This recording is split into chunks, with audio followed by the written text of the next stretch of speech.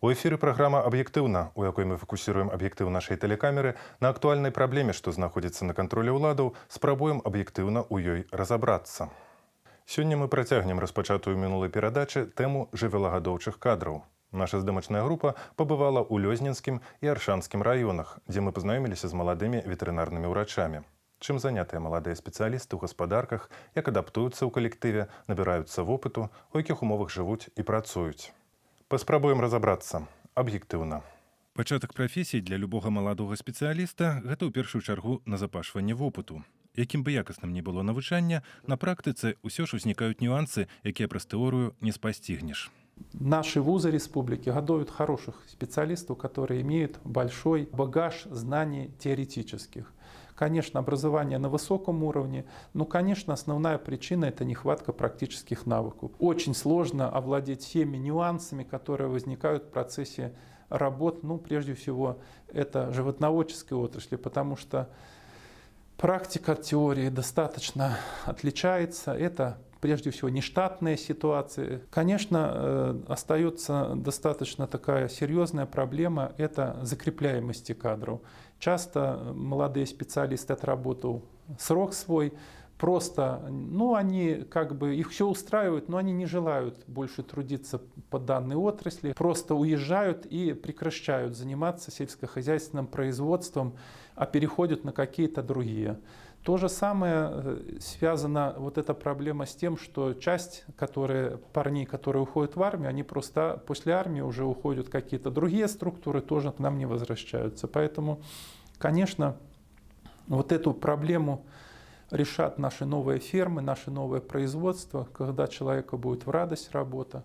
Праблема замацавання кадраў пасля адпрацоўкі па размеркаванні актуальная для большасці гаспадарак Віцебшчыны. Некаторыя маладыя спецыялісты расчароўваюцца ў прафесіі, а многія імкнуцца вярнуцца на сваю малую радзіму. Молодые специалисты, которые приходят к нам в животноводство, и в бухгалтерию у нас экономист, и бухгалтер по животноводству молодые, кто местные, те остаются, а которые приходят, все-таки стараются уезжать по месту жительства. Проблемы жилья нету. Первоначально дается общежитие, находится на территории агросервиса, поэтому удобно. В принципе, все находится в одном месте.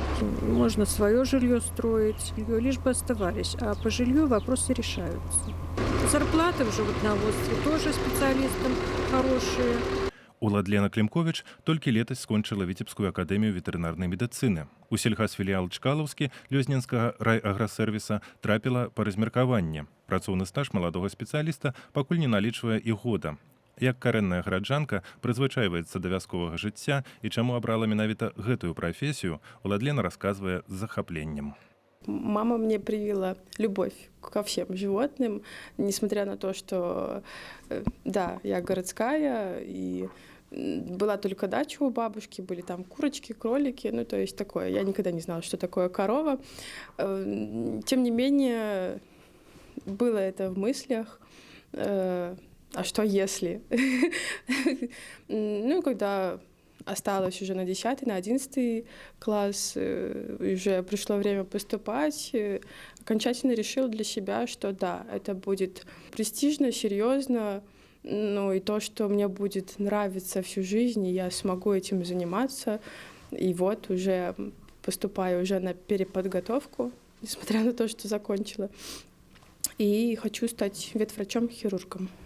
Закончила я, можно сказать, в тот же год и подала документы, и у меня уже будет в апреле первая сессия. Все равно все пригодится, тем более для дальнейшей моей работы. Я никогда не знаешь, как это все повернется и куда приведет. На практике я была вообще на Мазлово ГАЗ, это образцовое хозяйство. Конечно, я понимала, что да, здесь так, значит так, как можем, так и все равно же идет такой же уход за животными, такое же лечение.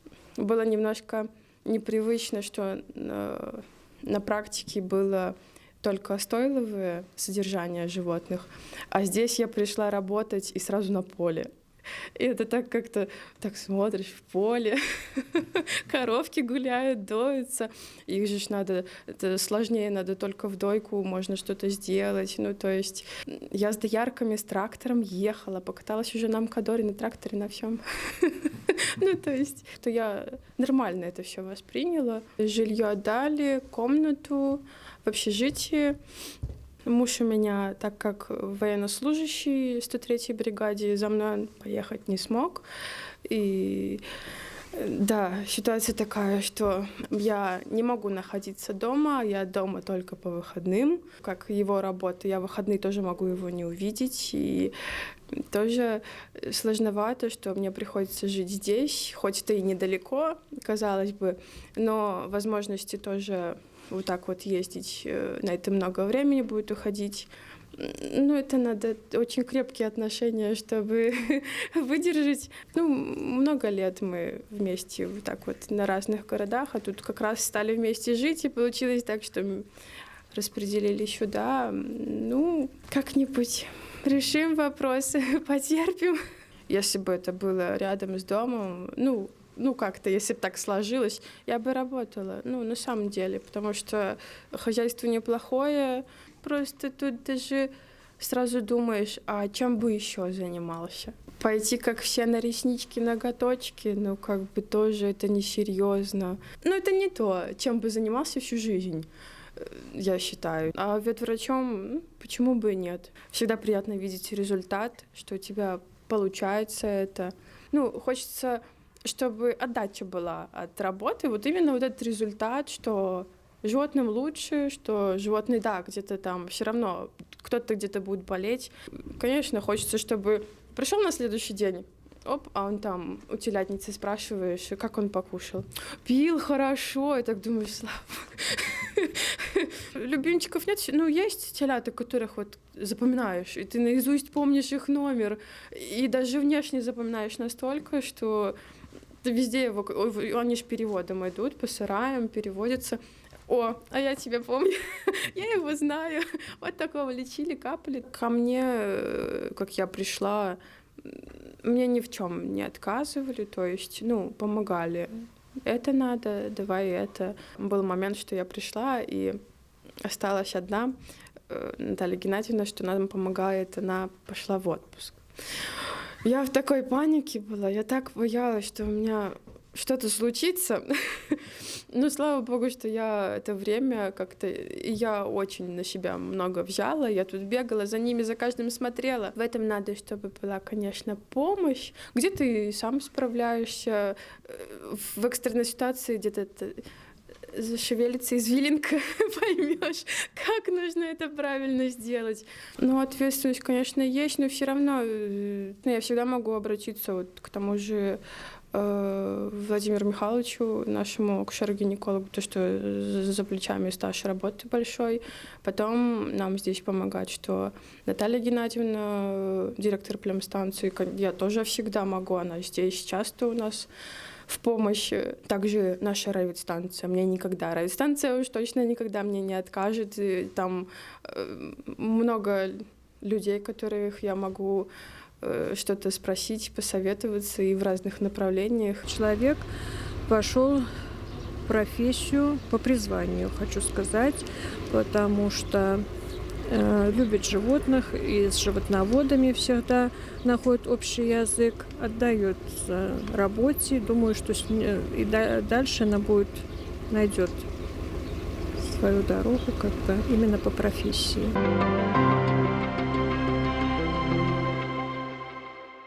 На Аршаншчыне ў жывёлагадоўлі занятыя 1500 чалавек. Ёсць пэўны недахоп заатэхнікаў і ветурачоў. Летась у гаспадаркі раёна прыйшлі 44 маладыя специалисты. Сильного оттока кадров из Аршанского района мы не наблюдаем, потому что стараемся все-таки задержать именно молодых специалистов. Что для этого делается в районе? Прежде всего предоставляется жилье молодым специалистам. Много различных примеров на Аршанщине. Это, в частности, и предприятие, сельскохозяйственное унитарное предприятие «Борзовка Агро», где сдан на 8 квартир дом. И учитывая, что там есть инфраструктура, именно садик, вот, школа, физкультурный, значит, комплекс. То есть вот это и привлекает молодежь на село. Кроме того, агрокомбинат юбилейный наш. Вот недавно прошла сдача именно дома в агрогородке Бабиничи, где, значит, молодые специалисты также получили жилье. Конечно же, заработная плата, ведь она в среднем составляет вот по агрокомбинату юбилейным порядка более там 800 рублей. Значит, Витебскэнерго тоже достойная заработная плата. Этим мы привлекаем. Плюс, хоть и предприятие находится на территории района, очень много городских жителей работают. Соответственно, доставка. Вот. Во многих хозяйствах есть именно автобусы, которые собирают в центре города людей, привозят также и обратно доставляют. У агрокомбінаті «Юбілейны» працують 6 ветеринарных урачоў. У нас в хозяйстве 5 участков по КРС, 2 ветврача находятся на МТК Зубова, ну и по одному ветврачу находится на остальных участках. Самому старшему ветврачу 36 лет. Хочется сказать про молодых специалистов, именно вот про Евгения Владимировича. Основной его такой большой плюс, он не считается с личным временем, то есть может и задержаться после работы, и, то есть выполнить работу своевременно и до конца. Евген Аксёненко у прафесіі ўжо 4 гады. Спецыяльнасць ветэрынарнага ўрача выбраў свядома. Яшчэ ў школьныя гады ведаў, што будзе паступаць у ветакадэмію і рыхтаваўся да гэтага мэтанакіравана. Я даже в школе еще, когда говорил преподавателям какие-то именно уроки, то есть, точнее, предметы, говорил, что вот этот предмет мне не нужен, то есть я именно на какие-то предметы буду налегать, которые, то есть, мне пригодятся в дальнейшем. Ты постоянно что-то новое открываешь для себя, постоянно чему-то учишься, то есть, конечно, книжки книжками, но практические навыки, то есть, дают больше. Бывают такие моменты даже в нашей работе, что могут вызвать даже ночью или рано утром, ты спишь, тебе звонят, то есть, и, то есть, ну, кто кроме тебя поможет, то есть, животному. Это как бы твой долг приехать. Непростая работа, то есть ответственная. Рабочий день начинается у меня с 8, ну то есть как график стоит. Если у меня есть первая смена, то он начинается с 5 утра. Начинается рабочий день это с обхода территории, обход животных, больных, принятие ночной смены от дежурных животноводов. Есть журнал больных животных, регистрация больных животных, где где-то персонал записывает подозрительных животных. Если что-то не получалось, как бы обращался к старшим специалистам, где-то чтобы подсказали, направили. Я не жалею, что я поступил именно на эту профессию. Если любишь животных, то есть то работай. 25% от всего коллектива нашего предприятия – это молодежь, поэтому мы стараемся максимально обеспечить их жильем.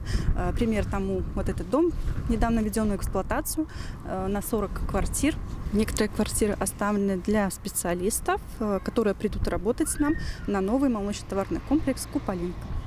Отработав 4 года на нашем предприятии, работник, получивший эту квартиру, может оформить ее в собственность. Ну, ощущения хорошие. То есть новая квартира в новом доме, приятная даже сказать. Спасибо за это. Ну, честно, даже не ожидал, неожиданно было такое. Пока что достаточно для меня. Посмотрим, как будет дальше.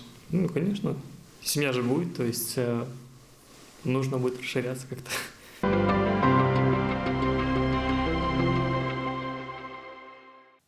На сайце тэлерадыёкампаніі «Віцебск» vtv.by мы размяшчаем розныя пытанні. На гэты раз наведвальнікі сайта падзяліліся меркаваннем, якую галіну сельскай гаспадаркі, на іх думку, найбольш выгадна развіваць на Віцебшчыне.